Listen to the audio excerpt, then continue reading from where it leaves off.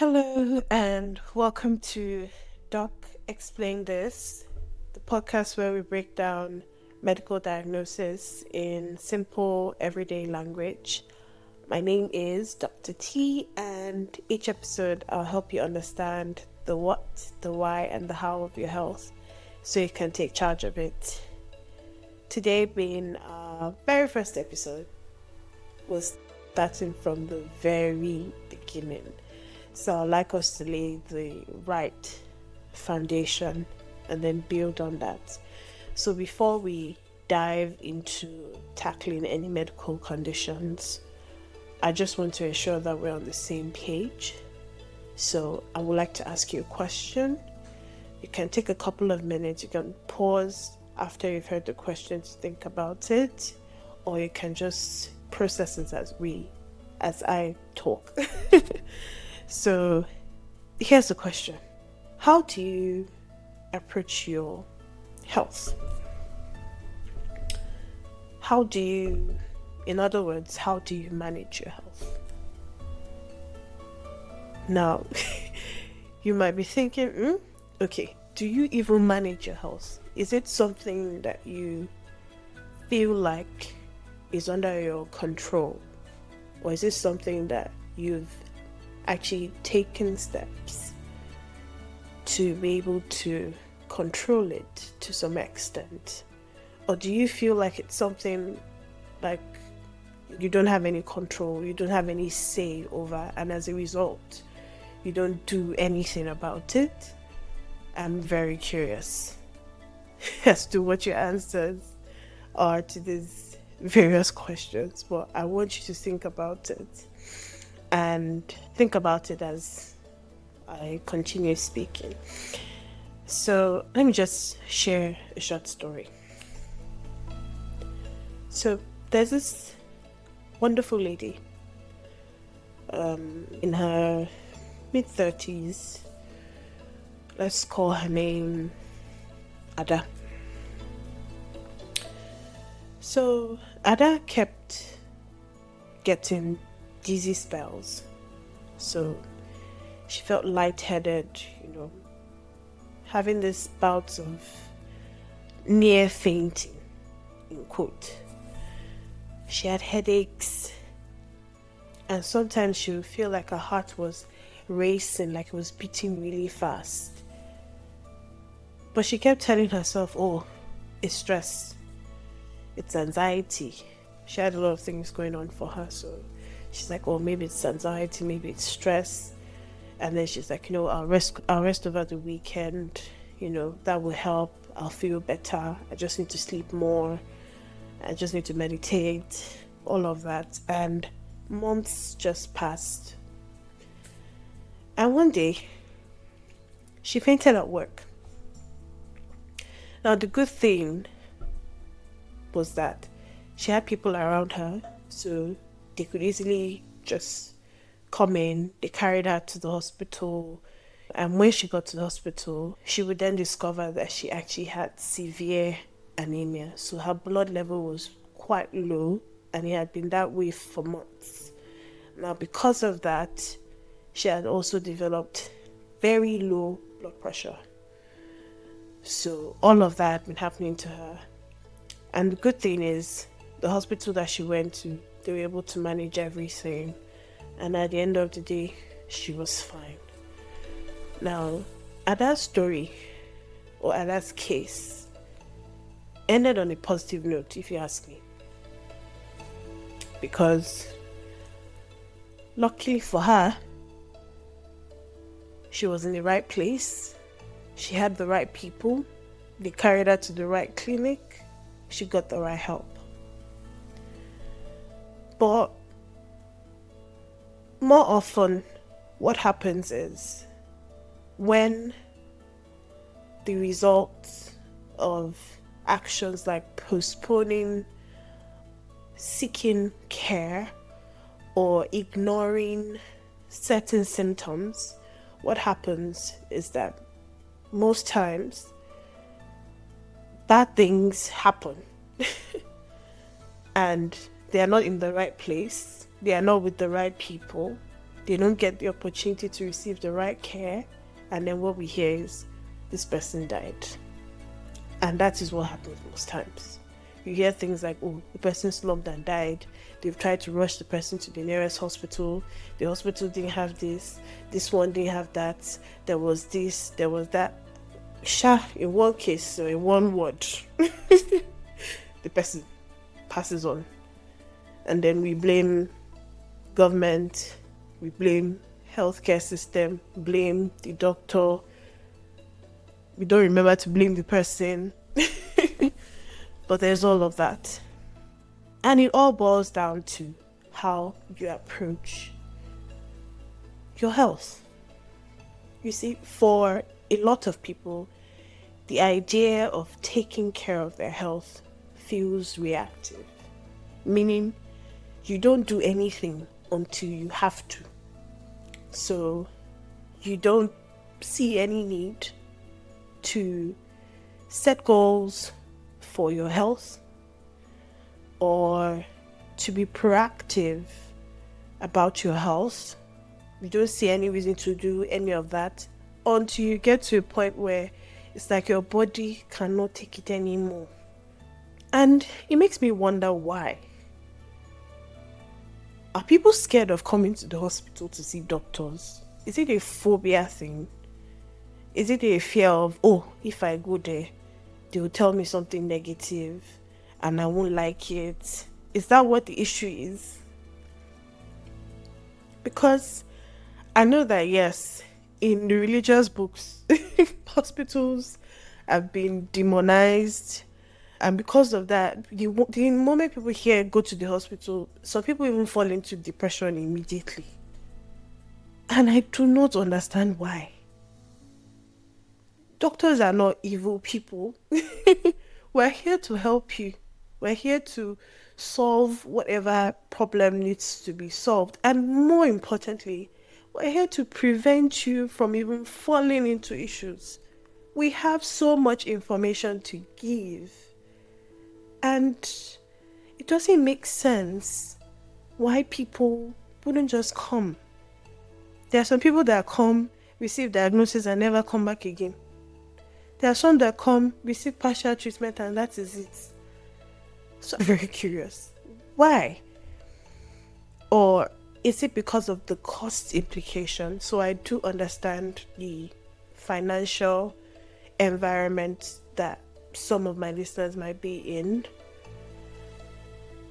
But still, information is out there that if you had access to, like the information I would be giving on this podcast moving forward, it would help prevent you from being in a situation where you have to go and pay money that you don't have or money that you rather use for something else at a hospital. And I'll be giving that knowledge for free. Another thing is there are also some people that don't even want to know if there's anything at all wrong with them. They don't even want to know. Why? If you've been noticing certain symptoms in your body, are you not curious to know why that is happening? I feel like a lot of us have normalized certain things that are actually not normal. They are not. And if you don't know, stick with me. You will learn so many things, and from that, you become aware. And hopefully that will help you make the right decision. The mindset of not doing anything until it becomes so bad is so dangerous.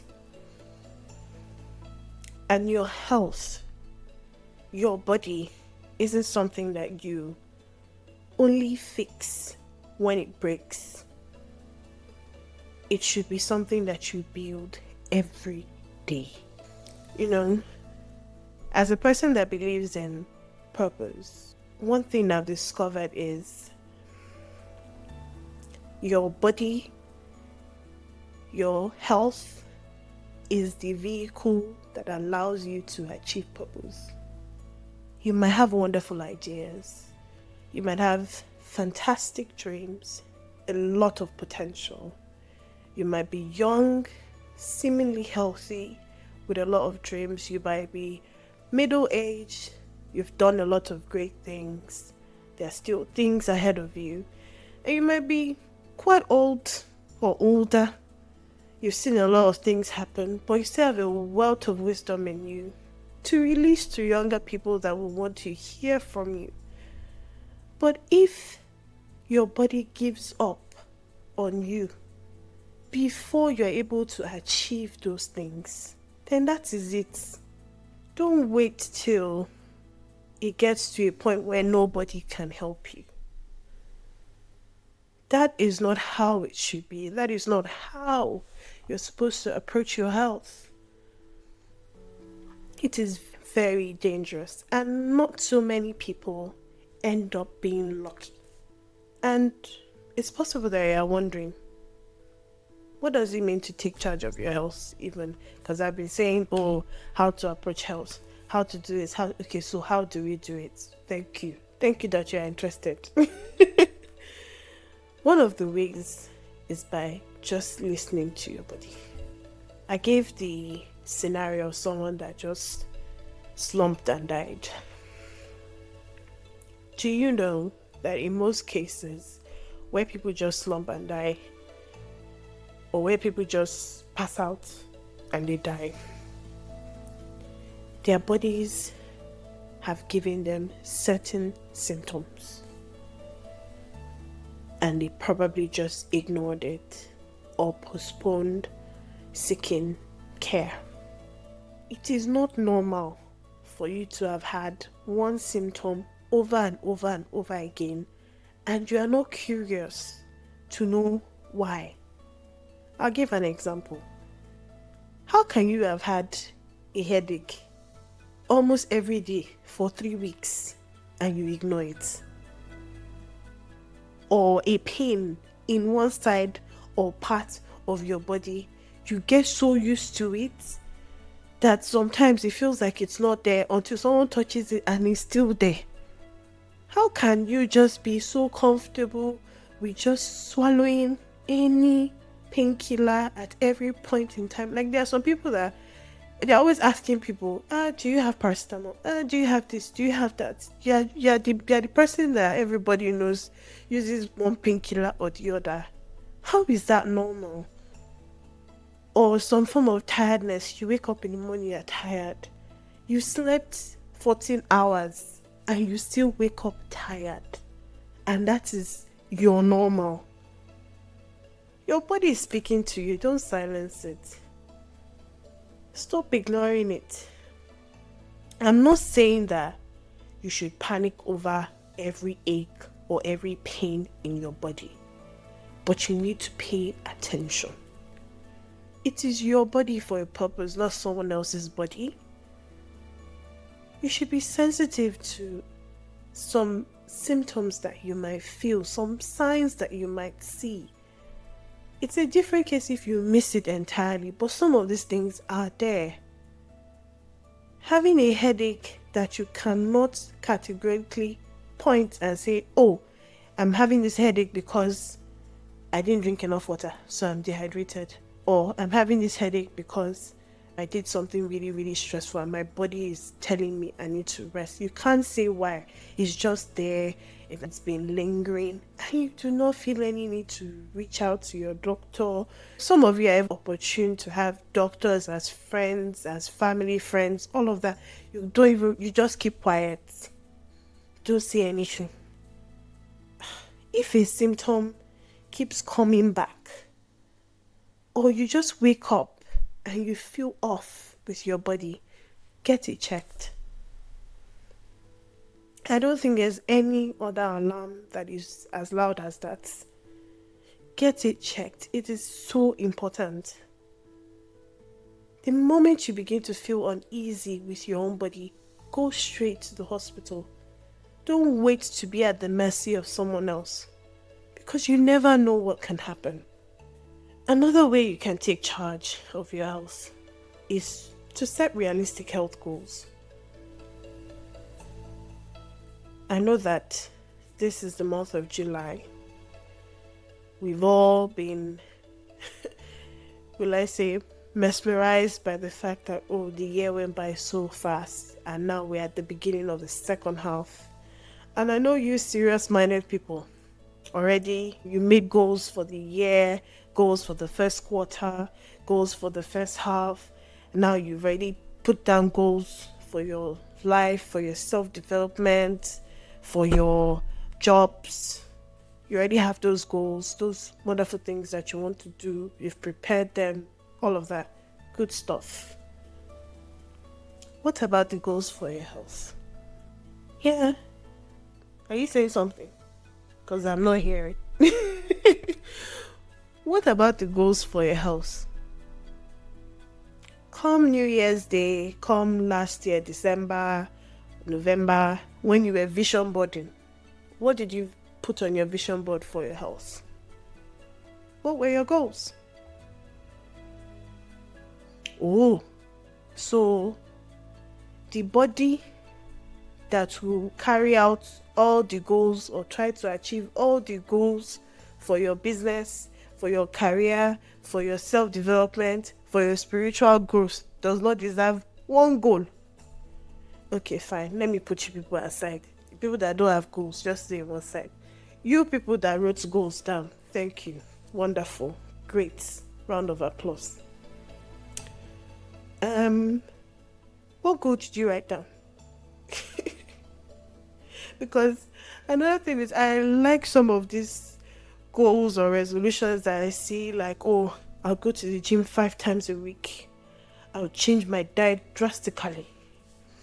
I would lose 50 kg by how far? No, I'm not making fun of you, but how far? You see the way you wrote down the goals for your business and self-development, how you made sure those goals were measurable, how you made sure those goals were simple, how you made sure those goals were accountable. Why is the one for your health so vague? Okay, you want to lose 50 kg. How do you want to lose the 50 kg? Did you break it down into small actionable points? I'm sounding too professional. Did you do that? Okay, sorry. Let me calm down. You go to the gym 5 times a week. Okay, let's check on that. How far were you able to? Okay, you made the goal. It's fine. How did you do? Let's review it. How have you done so far?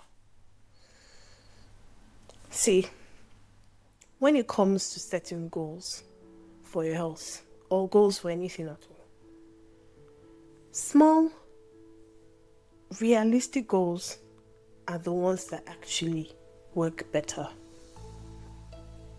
They have to be small enough for you to be able to action it. Some of the reasons why those of you that had goals for your health in the beginning are struggling now is because you made them so vague.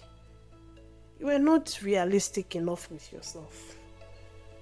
Rather than say, go to the gym 5 times a week, if you can see now that you are struggling with 5 times a week, I think it's best to sit down and decide which one will work for you. Maybe 3 times a week or 2 times a week for starters. And then you do another form of activity. If you are indoors mostly, look for something else to do. There are workout sessions that you can do at home. There are the likes of Zumba. You can take in your house. You can dance. You can take walks. And then put some time to it. Okay, I'll walk for 10 minutes the days I don't go to the gym. If for any reason I don't go to the gym, like I said I will walk for 10 minutes around the house. That makes sense. Or drink an extra glass of water every day. You will be shocked. Or swapping soda for water twice a week. Some of us have said, oh, I will not, this year I will not touch Coke. This year I will not, this one. Okay, fine. You've touched Coke. Come back. There's still room for repentance. Come back.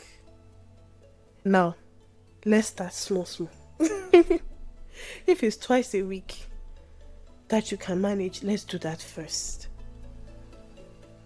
When you take these small, realistic goals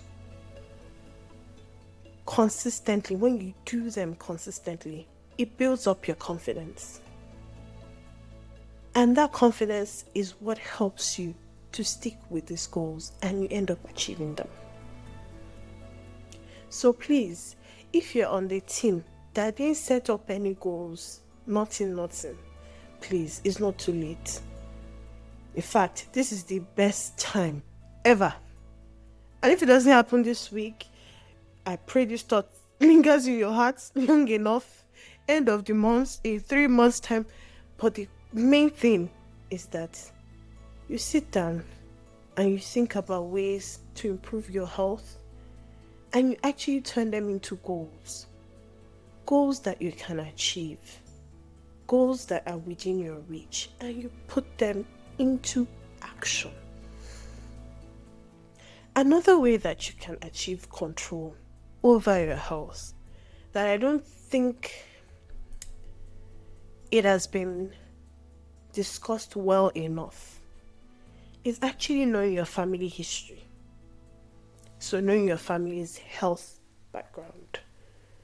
Like, how is your father's health like? How is your mother's health like? How are your siblings' health? What are the illnesses that you know from gist that have affected your family members in the past? Information is key. I remember sitting with someone and hearing things like, oh, in that their family, they don't live beyond a certain age. And I don't know why we always end conversation at that point. And I'm like, why? We should want to know why people in a certain family don't live beyond a certain age. And what happened to them? What are the circumstances around their deaths? You should want to know things like, oh, does anybody in your family have any diagnosis like diabetes? Has anybody ever suffered a stroke before? Has anybody ever had cancer? Because information like this would help your doctor to guide you better. And it helps to catch things early. So it is important. A thing that befell a member of your family can also happen to you. Don't worry, it won't happen to you. Don't worry, it won't happen to you. Calm down. I know you said amen. It won't happen to you. But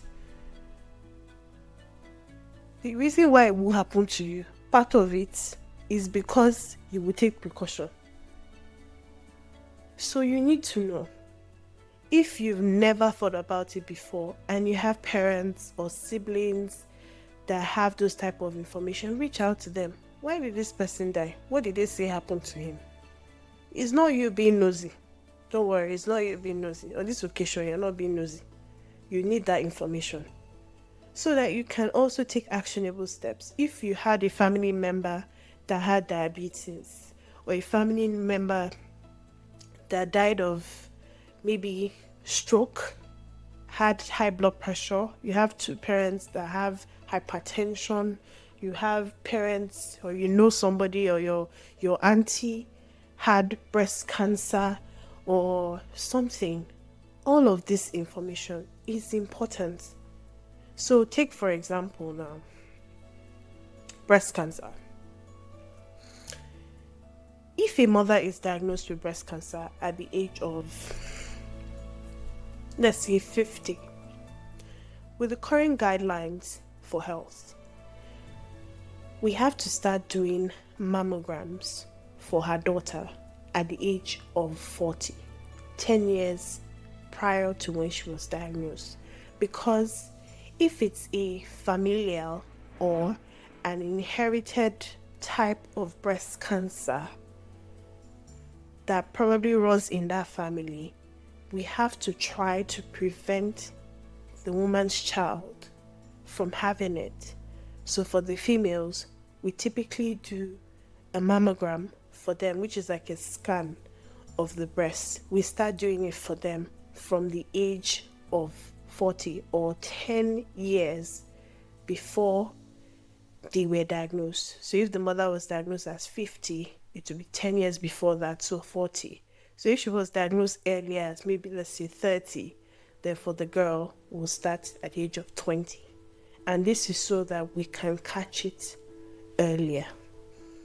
For that kind of person, we'll also equip them, tell them, the importance of doing self-breast examination at least once every month. We discuss the signs that the person is supposed to look into, how they're supposed to pay attention to their breasts and other areas close to the breasts. Now, this is information that such a person will not have the privilege of knowing if they do not know about their family history. So family history is important. It enables you, have control over your health. Also, another way that you can have control over your health, or another way you can approach your health, is by scheduling preventive checkups. And this can range from checking your blood pressure, your blood sugar, cholesterol. For women, breast examinations, regular pap smears. For men, can be prostate health, so going for an examination to check your prostate. All of these are important. Now, I understand the fact that preventive care might seem expensive, but I want you to understand that it is not a luxury because it is a smart thing to do. So, for some people, you are in an environment where you have health insurance, so you get these letters every month saying, or every now and then, saying that you should come in for so test, a preventive test or a preventive screening. So I mentioned earlier an example, mammogram.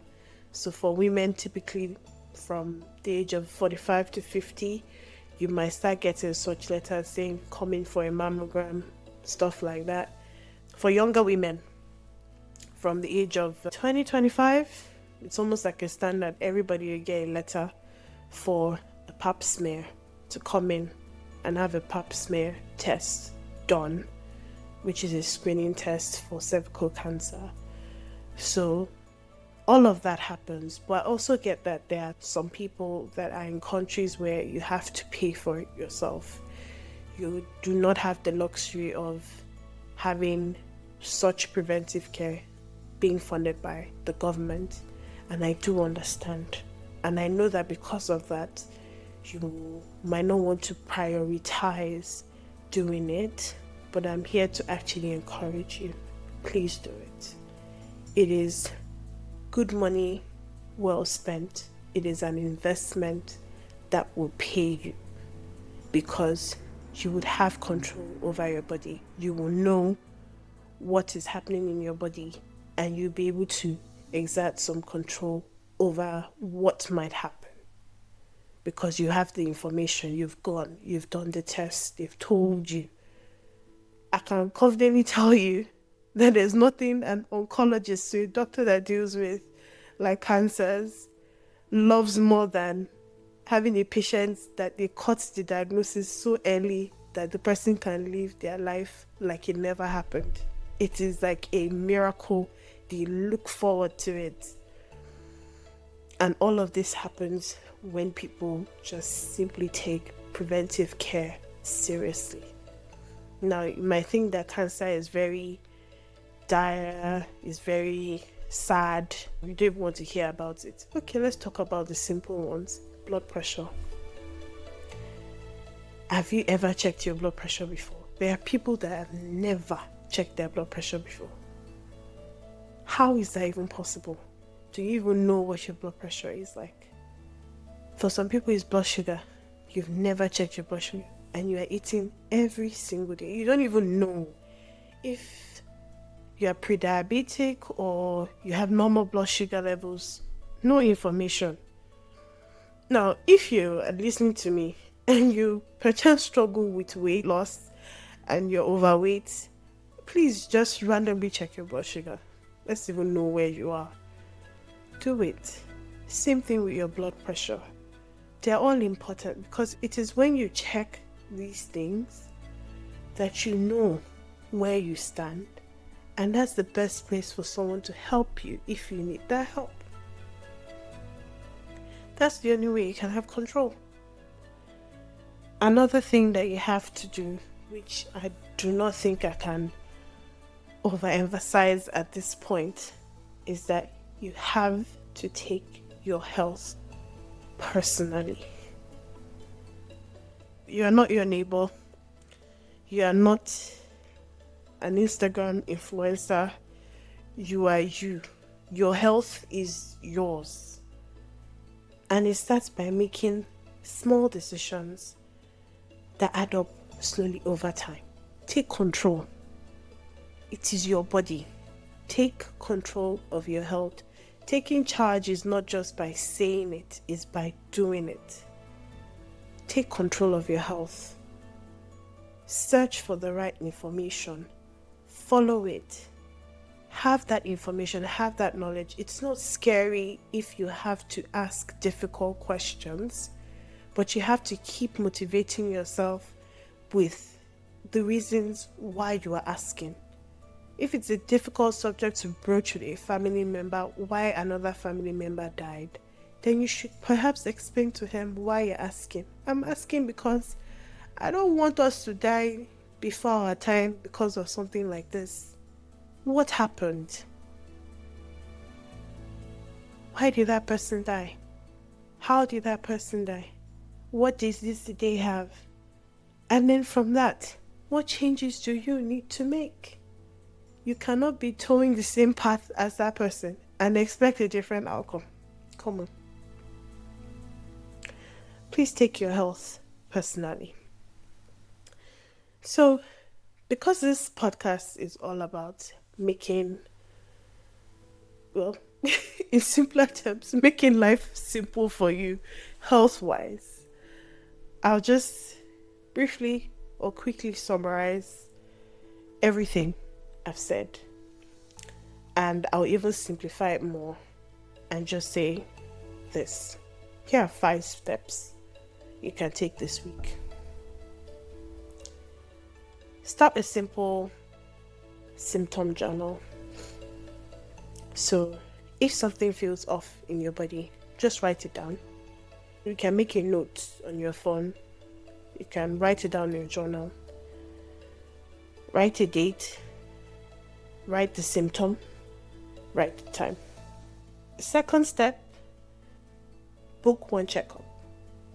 So it could be for someone to check your blood pressure or your blood sugar, or if you can afford to, you can do a full screening. So go in. There are so many diagnostic centers that offer that. Do that. If you're in a country where you have health insurance and you just need to call the GP, call your GP and say, hello, I've had this symptom, or I just want to check my blood pressure. And they will tell you, oh, come in, a nurse will do it for you. Or if a nurse can't do it for you, they'll refer you. If it means going to your pharmacy and just having someone check your blood pressure, fine. If you have a blood pressure monitor in your house and you're only leaving it to the older people to use, please take it out, sit down and check your blood pressure. Same thing with blood sugar. You know, science is so advanced. Almost every 2 or 3 homes has a glucometer, so a blood sugar monitor. If you have one around you, don't just say it's for the old people. Yeah, fine, yeah, okay. Just check your own randomly. See where you stand. So that's the second step. Book one checkup. Third step, replace one food or drink with a healthier option. So if you like soda, if you like certain drinks that you know, that's the thing. We all have this information one way or another. You know the things you're not supposed to eat. You know the things you're not supposed to drink, but you're still drinking it and you're still eating it. Anyways, pick one. It might be food, it might be drink, but just pick one and replace it with a healthier alternative. Not to worry, In the next couple of episodes, if you stick around, I will be giving out more information about this. But in the meantime, just try. Fourth step, move your body for 10 minutes each day. So decide on whatever it is you want to do. But 10 minutes in the entire 24 hours, just do some form of physical activity. If it means walking, walk. If it means dancing, dance. Just do something and say, oh, this 10 minutes, it's not like I'm trying to achieve any maybe work-related purpose or house-related activity or something. I just want to get busy and move my body for 10 minutes. Then the fifth step, I just want to encourage you to talk about your health openly with your partner, with your family, or your friends. No man is an island. There has to be someone that you can talk to about your health. Have one open conversation about your health.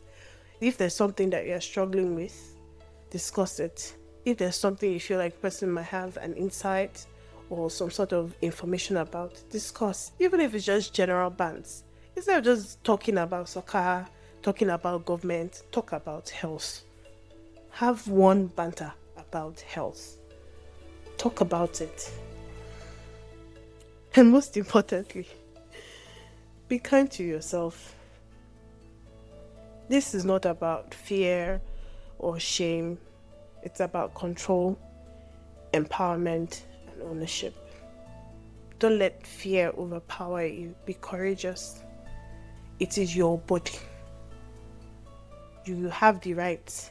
Sometimes we pray some certain prayers where you're binding certain things from your body, this is one way in which you can exercise that authority that you have by taking control of your house. It is so important. Thank you for listening to Doc Explain This. If you found this helpful, please share it with someone who needs to hear it.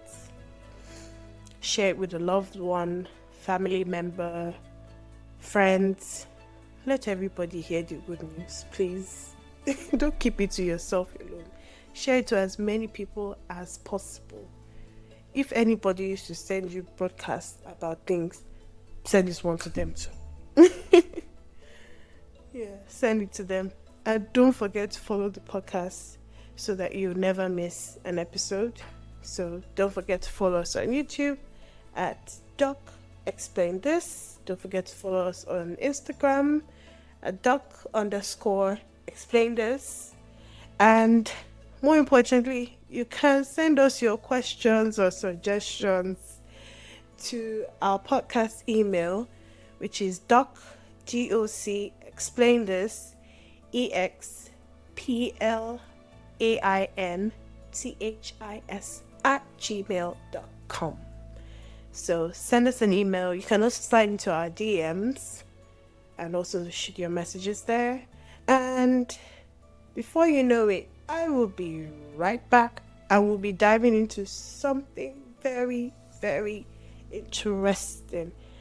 And I'm very sure that you will enjoy it. You will learn a lot from it. So please subscribe, like, share, follow. Until then, stay aware, stay curious, and stay well. Bye.